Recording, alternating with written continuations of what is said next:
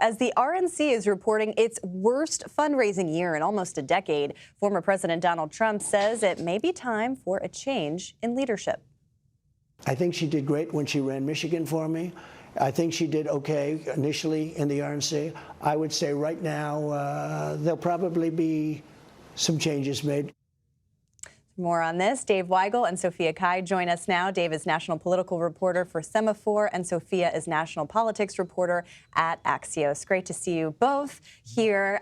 Dave, I want to start with you because just about a week and a half ago after New Hampshire, Ronna McDaniel was telling Republicans to get behind Donald Trump. She was urging Nikki Haley to drop out of the race. What has changed? That would be something that you would think Donald Trump would be supportive of. Yes, and she hasn't really jumped to react to what Donald Trump said, but she just got out of a party meeting where about a third of RNC members, maybe more, they didn't have a vote. They didn't have a new vote on this. They had one a year ago. Are kind of done with her. And there was a discussion about why fundraising was so poor at the meeting. It was closed press, but some people came out of the meeting and said what happened. There was pressure outside from Turning Point USA, which is Charlie Kirk's organization. Don Jr. was a guest at their little conference. No, I shouldn't say little. It was smaller than the RNC, but it was an alternative event with RNC members. Some of the theme being we should replace the RNC's leadership with somebody more MAGA-centric. And that attitude is very prevalent. It got back to Trump.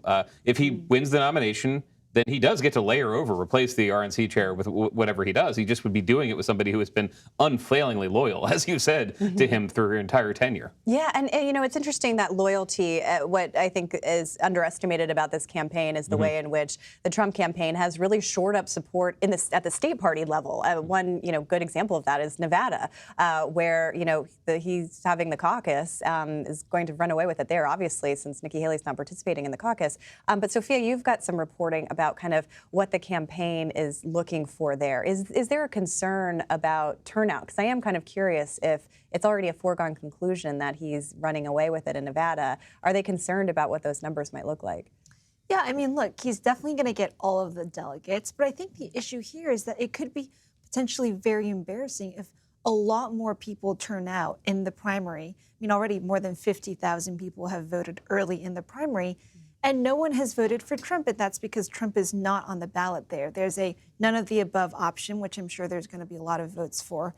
But on the other hand, 2 days later, you've got this caucus that the Nevada GOP, its leaders are very loyal to Trump. They've kind of created this caucus. It's in addition to the primary, and they're really hoping for people to turn out. And so for months, the Trump campaign has been trying to educate voters that if you want to vote for Donald Trump, you have to come out for the caucus. But there's been a lot of confusion. There was some disappointment with their state party director. I mean, this kind of cuts against this notion that the Trump campaign is a really well-oiled, professional campaign with no glitches. I mean, there was some drama there. There was some recognition that, they didn't have caucus sites ready.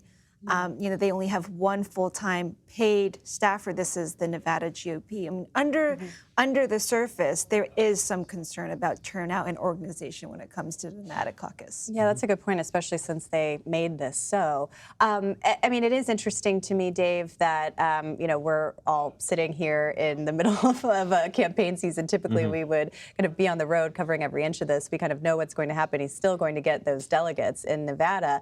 Meanwhile, Nikki Haley is still in this race, insisting that she's going, has the money. We were on a campaign call today with the campaign chair saying they have the money to do it. She raised $16.5 million in January. They say that's her biggest monthly haul yet.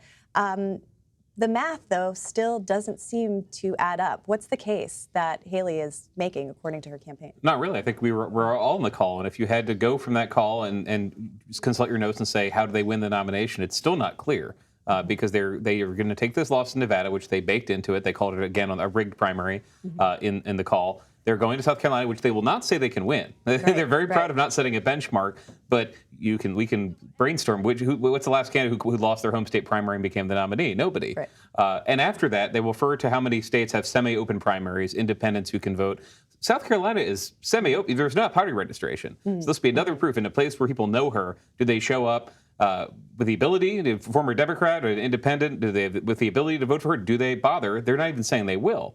So yeah, they talk through Super Tuesday, but it is hard to find a state on this map. They mentioned Michigan too. Michigan, they didn't say they could win there, even though it's an open primary with a lot of the votes going to the convention. So they will accurately say these primary rules have been changed for Donald Trump to benefit him, but they can't point to a place where she is such a powerful message that she can win. Right, and the rules are the rules. You Yeah. have to get delegates in order to win the nomination. I do want to play, Sophia, a little bit of what she said during a gaggle today, and this kind of goes to her main campaign theme.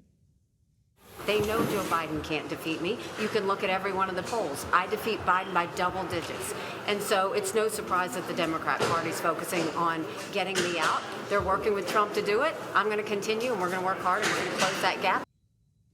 So Haley's message has been that she is the most electable. She says that she beats Biden by more than her rivals do. Now she's the only rival to Donald Trump. How much of that is working with voters? I mean, just judging from the results we've had so far, it doesn't seem like that has been a pitch that's resonating. Yeah, I mean, at the end of the day, like, Dave has mentioned open primaries. At the end of the day, if you want to win a Republican primary, you need Republican votes. And Nikki Haley's issue is that she's been towing this very fine line with Donald Trump. She's been saying she needs Democrats and independents, but Republican voters are still supporting Trump. And that's why when you come and look at the math, she doesn't have the delegate counts to get there. And I think right now she's still hanging in there. She needs to, make this case to donors who have donated to her right after New Hampshire. She can't just drop out. She has to hang in there. She's still making this case that she's appealing to the 70% of Americans who don't want another Biden and Trump matchup.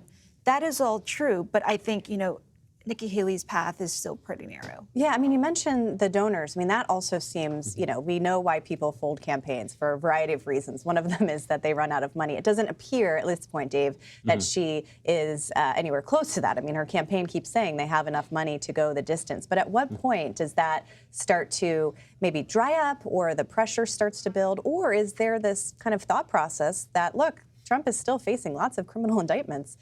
He's in court a lot. Maybe there's a contingent that wants to just see her stay through. Yeah, you said it with that last point, that Trump is in an unprecedented amount of legal trouble for a likely nominee. DeSantis has also suspended his campaign. Anyone could, if something were to happen that Republicans don't say will not happen, then and he was not the nominee. There are several Republicans who have a claim to that. But different races, but I'm thinking a little bit of what happened to Bernie Sanders in 2020. He had the money. He had tons of resources to keep that primary going if he wanted to. He folded it, partly because of COVID, partly because he wanted to have influence, which he did, in the Biden administration. Haley doesn't have that that pot of gold at the end of her rainbow. She does not have the ability to lose Donald Trump and look at Ronna McDaniel. The most you can do is be on his side for a couple months and then get junked. Yeah. So it's a tough position she's in if she wants to be influential, unless something happens to Trump. That's every sentence kind of ends with, unless something happens to Trump before the convention. Yeah, the biggest kind of question mark out there, but certainly not on his VP shortlist, given what they've said to each other. Both of you, thank you, Dave and Sophia. Thanks for being here, and we'll see you back out on the trail soon, hopefully.